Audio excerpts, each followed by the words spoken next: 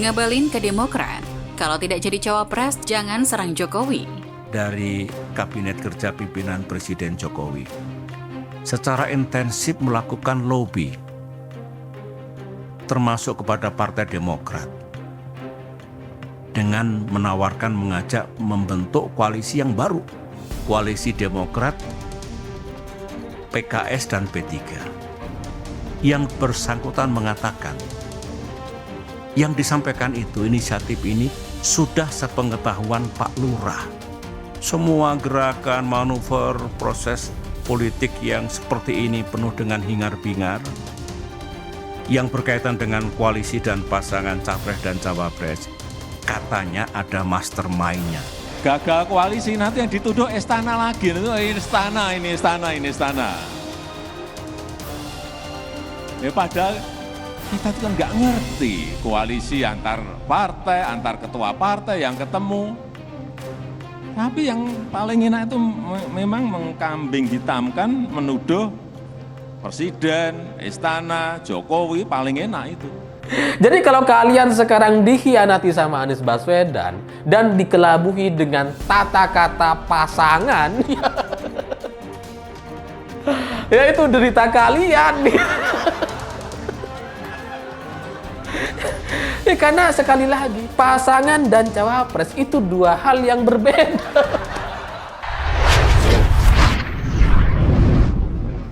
Tenaga ahli utama kantor staf presiden atau KSP Ali Mohtar Ngabalin menyindir balik Partai Demokrat yang menyebut ada campur tangan istana di balik keretakan koalisi pendukung Anies Baswedan.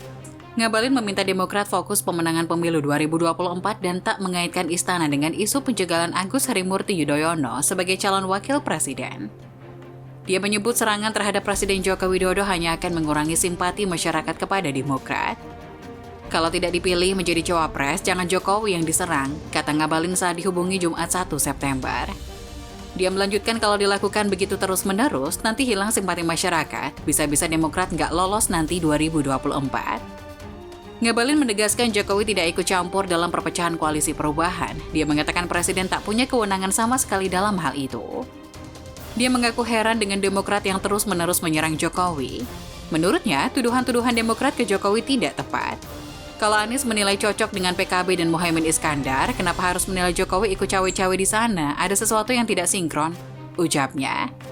Sebelumnya, anggota Majelis Tinggi Partai Demokrat Syarif Hasan menyebut ada rumor Anies Baswedan dilarang memilih AHY sebagai cawapres. Dia menyebut larangan itu ada kaitannya dengan pertemuan Jokowi dengan Ketua Umum Partai Nasdem Surya Paloh. Dengan dinamika politik akhir-akhir ini, terutama pasca pertemuan Presiden Jokowi dengan Surya Paloh, ada rumor dan info yang perlu diklarifikasi. Bahwa Nasdem terpengaruh info rumor yang mengisyaratkan bahwa Anies boleh maju capres asal tidak berpasangan dengan AHY, ujar Syarif melalui keterangan tertulis Rabu 30 Agustus. Sebelumnya, Partai Demokrat kembali menuding Partai Nasdem tak memegang komitmen perjanjian pembentukan koalisi perubahan untuk persatuan. Kali ini anggota Majelis Tinggi Partai Demokrat Syarif Hasan mengatakan ada rumor setelah Ketua Umum Partai Nasdem Surya Paloh bertemu Presiden Joko Widodo pada 17 Juli 2023, Nasdem mendapatkan isyarat Anies Baswedan boleh maju sebagai bakal calon presiden atau baca pres tanpa memilih Ketua Umum Partai Demokrat Agus Harimurti Yudhoyono sebagai bakal calon wakil presiden. Namun pengamat politik UIN Syarif Hidayatullah Jakarta, Adi Prayitno menganggap tudingan Partai Demokrat tak berdasar, sebab hubungan Nasdem dan Jokowi sudah retak semenjak memilih mengusung Anies sebagai baca presnya pada Oktober 2022. Kalau mau jujur, poros perubahan ini adalah poros partai politik yang tidak berada di bawah kendali politik Jokowi, ujar Adi pada Kompas.com Kamis 31 Agustus. Kalau Nasdem patuh sama Jokowi, mestinya Nasdem tidak mendeklarasikan Anies sejak awal, kan itu titik awal di mana hubungan Jokowi dan Nasdem mendidih, sambung dia. Ia menuturkan jika Surya Paloh memilih mengikuti langkah politik Jokowi, Anies tak perlu diperjuangkan untuk bisa menjadi bakal RI 1. Pasalnya, selama ini Anies sudah dipandang sebagai figur yang merepresentasikan oposisi pemerintah. Kalau Surya Paloh, kalau Nasdem sejak awal tegak lurusnya ke Jokowi, ngapain susah-susah bikin poros perubahan, harus musuhan dengan Jokowi? Harus bersitegang dengan Jokowi yang dibelanya dari 2014 lalu gara-gara dukung Anies, papar dia. Di sisi lain, Adi melihat langkah Anies dan Nasdem tidak segera mendeklarasikan bacawa pres KPP karena memang tidak memilih AHY. Menurut dia, AHY dianggap tidak bisa menambal kekurangan basis konstituen Anies di dua wilayah, yaitu Jawa Timur, Jawa Tengah, dan pada pemilih yang tergabung dalam Nahdlatul Ulama. Kalau kita menghitung rata-rata kecenderungan, yang tidak mau sama AHY itu kan Anies sama Nasdem. Kalau Anies sama Nasdem memang tertarik, mestinya sejak tahun sudah diumumkan, ibu dia. Adapun Ketua DPP Bidang Pemenangan Pemilu Partai Nasdem Effendi Hoiri memastikan bahwa Surya Paloh memiliki kemandirian dalam mengambil sikap. Ia meminta Demokrat tak menuding atau menyudutkan Nasdem terkait dinamika pemilihan bacawa pres Anies. Jadi Nasdem ini saya kira satu-satunya partai yang mandiri. Gak ada itu dipengaruhi atau bebek dengan orang atau partai lain, ujar Effendi pada Kompas.com Rabu 30 Agustus. Tawaran kerjasama dari Nasdem. Dan tentu tawaran kerjasama nanti akan didetailkan, difinalisasi.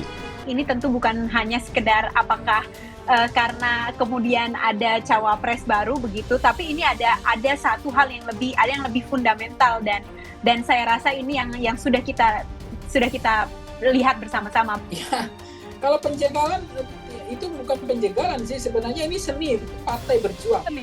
Kalau menurut saya, kalau partai itu berhasil meyakinkan elit-elit kunci, elit-elit penentu ya, maka sebenarnya itu kan peluangnya besar. Tapi kalau gagal, menurut saya bukan soal jegal menjegal, tapi ketidakmampuan di dalam meyakinkan elit-elit kunci di dalam peta politik kita ini. Jadi saya mengatakan bukan Pak SBY tidak menjadi elit penentu, tetapi ternyata Pak SBY tidak punya kekuatan untuk memastikan AHY sebagai cawapres. Itu kelemahannya hari ini. Misalnya beliau adalah Presiden Republik Indonesia selama sekian lama kan memimpin negeri ini, ya, lalu kemudian juga Pak SBY pernah memimpin negeri ini, kan akan sangat baik bagaimana kedua tokoh bangsa ini bertemu, ya nggak? Kemudian memberikan gagasan-gagasan, masukan-masukannya kepada publik, ini kan akan menjadi suatu momen yang bagus juga gitu. Saya beserta rombongan DPP PKB yang hari ini merapat ke kantor DPP Nasdem. Ini bukan sekedar merapat biasa, tetapi ini benar-benar merapatkan barisan kemenangan. Awalnya mendapat kepastian bahwa Sekjen PKS akan bersama-sama kita pada hari ini untuk berdiskusi bersama-sama. Terus kemungkinan PKS bergabung, saya pikir kita semua teman-teman media sudah mengikuti. Beberapa hari lalu, atau beberapa jam setelah deklarasi, Partai Keadilan Sejahtera telah mengumumkan Pak Anies Baswedan sebagai calon presidennya. Artinya mengenai cawapres akan dibicarakan pada mekanisme Partai Keadilan Sejahtera. Nah, saya pikir itu kita tentunya sangat menghormati, dan kami berharap sekali bahwa tentunya dalam waktu tidak terlalu lama Partai Keadilan Sejahtera akan memutuskan Caimin sebagai calon wakil presiden. Terima kasih.